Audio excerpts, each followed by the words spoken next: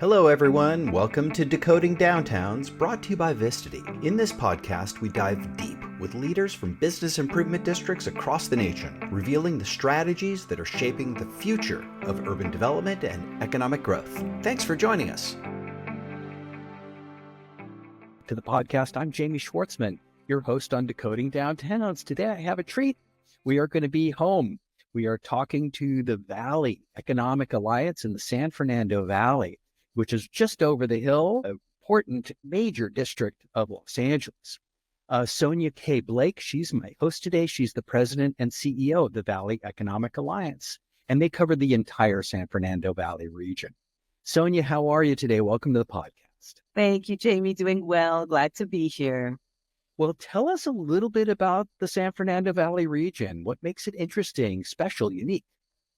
The valley, right? Some people think there are lots of valleys in California, and I guess technically there are, but this is the valley, the San Fernando Valley of Los Angeles. So first of all, I guess I would say about our region, it's a 5-city region that we're working with the Valley Economic Alliance, and it's Burbank and Glendale to the east, it's Calabasas to the west, the San Fernando Valley region of the city of Los Angeles in the center, and the lovely and charming city of San Fernando in the north. And this area has a wonderful, rich history of aerospace companies and families in the suburb of the city of Los Angeles. LA is one of the few cities that is bifurcated by a mountain range. And so you've got, the LA Basin, and then you've got the San Fernando Valley. And so the valley kind of brings LA together, other half of Los Angeles, the north half of Los Angeles, and has just that wonderful suburb vibe, historically speaking. Today, it's burgeoning urban environment with major industries. So a lot of Los Angeles' major industries have a huge presence here in the San Fernando Valley, including aerospace and entertainment and healthcare, technology, and so many others. So it's a place where it may be a little bit easier to park, housing may be a little bit more affordable than other areas of LA, but still has a lot of economic opportunity. Well, let's talk a little bit about the Alliance itself, the organization. How is it founded? How is it funded? How is it structured? The Valley Economic Alliance, absolutely. So our organization actually turns 30 years old next April in 2025. So the organization was founded just after the Northridge earthquake in 94. And this was, remember that, yes. All Valley folks remember kind of where they were that fateful day, because it really shook us to our core physically, and emotionally in a lot of ways. And so the Alliance was founded as a C3 nonprofit organization to help determine how the community wanted to disperse the FEMA emergency funds to make sure our community could rebuild. And so I kind of call it the phoenix out of the ashes rising. And our founders, many of the community leaders who helped put the Valley on the map, make sure the Valley gets its fair share of resources and funding, were a part of the founding of the Alliance to really make sure that we could help the community recover, do that disaster recovery, and chart a solid path forward into the future. So we're funded by a variety of corporate partners, so mostly privately funded. We do get funding from our 5 partner cities and the county of LA as well, all investing together, public and private, to make sure that we can serve our community very effectively and efficiently. And we're structured not so much as a membership organization like a chamber, but as a general charitable institution. We don't focus specifically on benefiting a membership exclusively, but we're here to serve the entire public, which we do. And when you think about it, that's what we really need, because sometimes when you think about it, it's a tale of two valleys. We've got more affluent households that live south of Ventura Boulevard and on the West Valley areas and neighborhoods.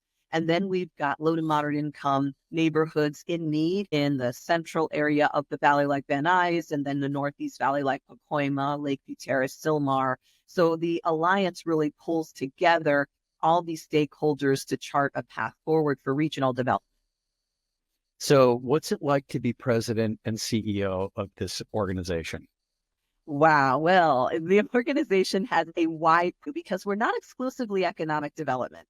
We are community and economic development. And so we serve the businesses of the region as well as the residents and any visitors that would come in and participate in our economy. So it's quite a wide purview. So the great thing about my job is I get to dabble in a variety of different types of things. So every day is different.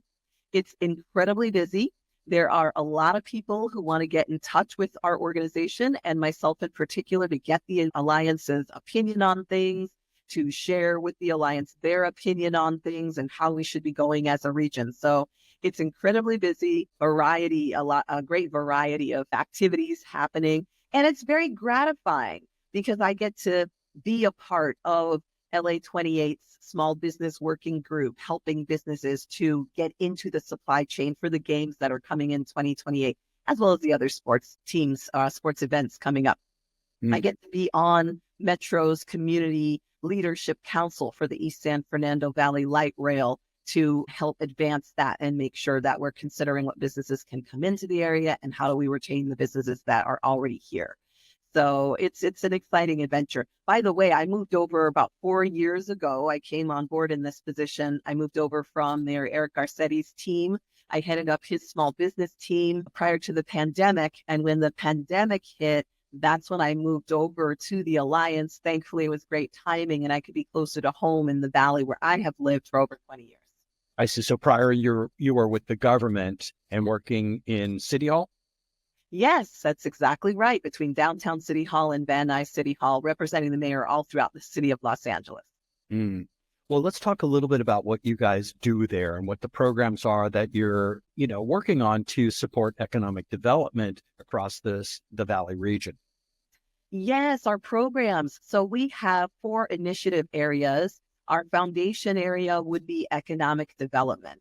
And that's where we provide our flagship no-cost small business assistance program.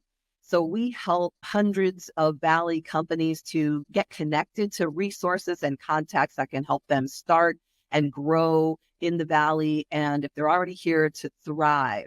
So that could mean access to capital. It could mean marketing assistance, connecting with utilities rebates, finding sites in the Valley where they can expand or where they can move in and locate. So that's kind of the biggest part of our work here is the business assistance. In addition to that, we work with developers and brokers to try to help revitalize underinvested areas of the Valley and help attract new businesses and promote the Valley and some of our major projects and spaces for tenants that might be interested in moving into any one of our 5 cities. And then in addition to that, promoting visitorship. So promoting tourism. We're pulling together a tourism campaign for the Olympics, and we are promoting events and festivals that take place in the Valley. So our local residents will know, what fun is there to do in the Valley region. They can go to economicalliance.org/explore and find some different things that are happening. So that's our economic development initiative. We also have a workforce initiative. So as I mentioned, we're not exclusively economic development. We also help strengthen our local workforce. So there we really focus on job seekers and how we can help them connect with training opportunities, mainly vocational training at our community colleges, but also promoting education at our universities, and then help job seekers actually connect to job opportunities through our partners who are doing job fairs and the local EDD office and other kind of stakeholders. And also in terms of workforce development, really helping employers to find qualified employees. One of the real challenges has been the employment market and how we can kind of reduce the friction and the disconnect there is between employers and job seekers. So that's one of the things that we do. And then thirdly, community development. So promoting the development of housing and helping neighbors to understand the value of development and helping developers connect with neighbors to see how we can help facilitate some win-wins and help bolster understanding and synergies there to work together. We promote environmental sustainability for great neighborhoods where people will want to work and start a business and move and stay in the Valley. And then fourth and finally, our initiative is diversity, inclusion, diversity, equity, and inclusion. And so how can we make sure that as we build our region, that we're doing it in a very inclusive way? Our population is 42% Latino. We have 4% African American. We have a variety of different cultures and ethnicities and people groups. And so we want to make sure that as we grow, all boats are able to rise and participate in the prosperity that the Valley offers. It's a big list of initiatives that you guys are running. What does the kind of profile of the organization look like? Staffing? How big is your team? The team is small but mighty. We've got about 9 people that are working on the various initiatives and capacity for the organization. And it seems to work well. We use a lot of technology and work virtually. We work in the office and virtually, whatever works for us. So we work very efficiently and effectively. Also, with our organization, we stay very much at the bird's eye view. We help coordinate and facilitate and convene and connect the dots between our different community resources. And we try not to reinvent the wheel. When something already exists, we try to activate it and amplify it and make sure that everybody knows the resources that are available rather than trying to do direct service delivery in all of these areas under our purview. How are you getting the word out? Because there's a lot of different audiences that need to be communicated with. And I'm just wondering how do you manage those different touch points? Yes. Well, we have a pretty robust outreach program through emails and social media. Our board is a sizable board, 83 members, which is amazing. And it really helps us to represent all the different constituencies in our area. It helps because they serve as ambassadors for our organization. So they take the word to their different segments of the region. So whether they be in the clergy or education or in the business industry or a public agency or a nonprofit social service agency, we kind of have those ambassadors to get the word out through those organizations. And so we're really able to do that. We always want to do more. We always want to get the word out more. And so we have some great strategic partnerships with the Los Angeles Business Journal and their Valley specific magazine called Inside the Valley and the Daily News. And they also help us to get the word out as well. Got it. So what are maybe some of the unique challenges that you guys are facing right now across the region? Well, I'm not sure if they're so unique, but certainly the cost of living is what we hear predominantly from our constituents, whether they're residents that are looking at housing and they're, the graduates that are graduating from CSUN are more likely to live with their parents for a time now instead of striking out on their own. They're hesitant to take risks, maybe because they have student loans, so they're not starting businesses necessarily. They're looking for work. And so it's tamping down, I think, the expensive, the nature of living in the area is tamping down on innovation and keeping people from going out there and taking some risks. So housing costs, the cost of land, of course, gives some pause to the developers when they can't quite get projects to pencil out unless there are city incentives, like for building affordable housing specifically, or building near transit. So the cost of living is a real challenge, I'd say. Regulation is also quite a challenge. Time is money, and regulation in terms of development really does extend the amount of time it takes to do projects and sometimes makes them just untenable because it becomes so expensive when folks have financing on the real estate and just can't move the deals forward quickly enough. And then I think our employment market, we really need to get more connectivity between our employers and our job seekers. We have a lot of people that, we have 13% poverty rate. We have employment is all in the Valley or in Los Angeles is always a little higher than in California and the nation. And so we have, we need to place more emphasis on getting people employed in good paying jobs. So I'd say that's one of the challenges, making sure our workforce has the skill sets that match what industry needs so that we can really make that connection, get people working and building their financial self-sufficiency. Let's shift for a moment here and let's talk about data and the data that you guys are tracking. And I'm interested to hear what your sense is of what data matters the most to investors and developers who could make a big difference in the region. Yeah, so let's see. So I think what really matters to the developers is how much cities, the public dollars, are investing in certain regions. So they're looking at things like the JEDI zones. The city of LA passed jobs and economic development incentive zones where there are certain incentives for businesses to move in.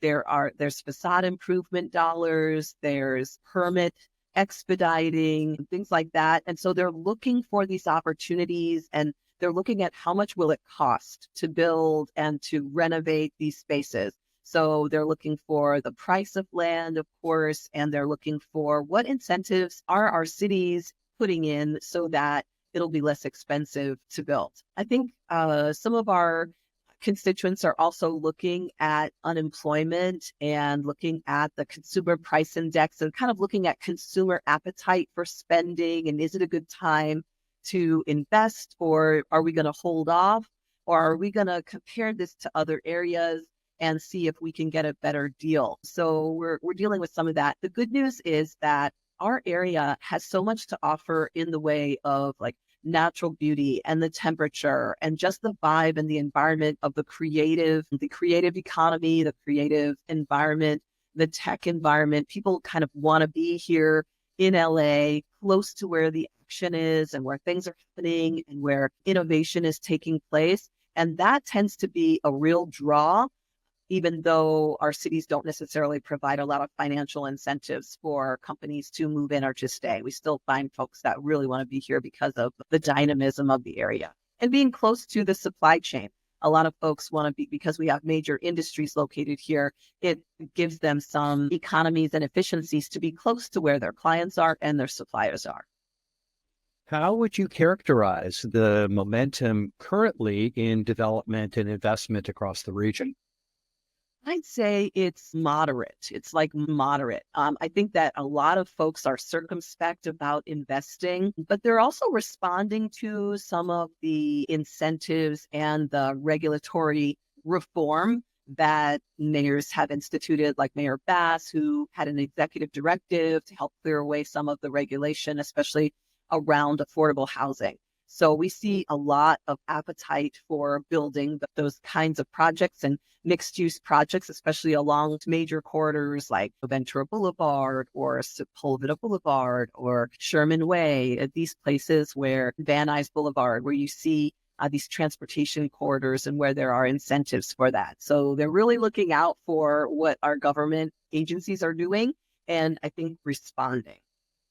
How do you see the role of tools like dashboards, data visualization, with the influx of so much information? How are you using the data to really do economic development storytelling? Yeah, I think dashboards can be really helpful, really effective, and kind of telling a story and getting people invested in the information and being able to share like common touch points, like this is what we have going on. And now how will we move together as a community together? I think we've used dashboards as much as we can going forward. Some of our cities have dashboards that explain the amount of businesses that are moving in and the population changes. The county of LA, I think, has a really excellent dashboard that explains like the homeless count and what's happening with regard to homelessness. And it has been able to really depict clearly that we have a decrease in homelessness over the past year as they've been looking at the homeless count, 10,000 or so in the San Fernando Valley and down by a little percentage here. There's still a lot more to do. And of course, more people are falling into homelessness. But these are the dashboards that I think are really coming to the fore and people are paying attention to. Well, look, time is ticking. And so I want to get a sense from you of what is on the table right now. What needs to get done in the next short 12 months ahead? Well, the next 12 months ahead, we need to get ready for the Olympics. The World Cup is upon us in 2026. that, the vast majority of visitors will be coming for the Olympics. And so we need to get our infrastructure updated. There'll be 3 games in the Valley at Sepulveda Basin: skateboarding, BMX biking, and archery. And so we need to get our transportation plan established and how we're going and hotels, and look at where people are going to be able to stay to be able to capitalize on that. So that's huge. Also, the Metro is building the East San Fernando Valley Light Rail along Van Nuys Boulevard. And so we need to be at the forefront of rebuilding and revitalizing that major corridor, and really helping Metro to chart out, what are we going to do with parking? They're going to be removing parking along Van Nuys Boulevard, and we want to be able to strengthen those businesses and make sure that in addition to public transportation, people will have transportation options so that those businesses can really be patronized. So I think that's what's right ahead for us. And then if I were to move the milepost out, like let's look 10 years out, what's the vision that you see for the Valley? I see more revitalization of some of our underinvested areas. So I would love to see a real Times Square kind of approach to our Van Nuys Civic Center, in some ways, where it's a real magnet, it's a real city center, a real draw with entertainment and amenities, an exciting, attractive, compelling environment where visitors can really come and enjoy the Valley. We've got the Rams practice facility in Woodland Hills. There's talk about a stadium that will be built in conjunction with that project a little bit further down the line. So we're really excited about what's happening there with that. And then there's Panorama City, which is another major city center. Prime Store Development is rebuilding the Panorama City Mall, which will connect to Metro via a beautiful courtyard. So that's an opportunity, and that's a mixed use project with housing above and small businesses below. So that's going to be another major touch point. And finally, I'd say North Hollywood, the Metro stop in North Hollywood is being completely re-envisioned with industrial housing, lots of affordable housing. Trammell Crow is partnering with Metro on that. And that theater and arts hub of the Valley is going to become even more dynamic and another hub for people to enjoy. So I think the Valley is really on the map, and it's an exciting place. And these developments are going to make it just bar none irresistible place for people to come and visit and do business. Well, let's play make-believe, and we're going to pretend for a moment that you've been handed a magic wand and you have the power to cast a spell to promote the vitality of the Valley. Sonya Blake, how would you use your magic wand? Well, I would say that I would have major developers and tenants just really understand the Valley, know about our region, get on board with this civic center development, and come build housing along the line and help us to really make it a fabulous, phenomenal jewel of a place, kind of a combination between Old Town Pasadena, perhaps, and Times Square, and really help folks to get involved with it. Well, I could tell you that my son just moved to the Valley and he loves it. And he's in the music industry, and his roommates are all working for outfits like Live Nation and major entertainment, and they love it out there. So whatever you're doing, it's starting to really work. How exciting. I'm so glad he's enjoying it. Thanks for that, Jamie. Hey, before we wrap up, tell us a little bit about how we can keep an eye on what's going on in the Valley and you and with you in particular. Yeah, absolutely. We'd love to get everybody involved. I guess our website is a great place to plug in, economicalliance.org, and that's where you can just find out about us generally. Our page on events is a great place to keep involved and informed if you have a business to grow in the Valley region at economicalliance.org/events. And then if you're a visitor and you want to come for a visit, then certainly economicalliance.org/explore, and come and find out the fun things to do in the San Fernando Valley. Sonya, thank you so much for spending time with us today. It's a real treat to get your insights and look sort of below the covers and see what's going on in the Valley. Thank you so much for the opportunity. I appreciate the conversation. Great. And to our visitors, thank you again for listening to another episode of Decoding Downtowns. And a big thank you to our sponsor, Vistity, for making this all possible. And until we meet up in the next district, keep innovating and exploring in your district. Thank you for joining us today for Decoding Downtowns. If you've enjoyed our podcast, don't forget to subscribe to our YouTube channel. It's brought to you by Vistity, the leading geospatial visualization platform for data-driven decisions. Stay connected, stay informed, and let's continue to shape the future of our cities together. Until next time, I'm Jamie Schwartzman.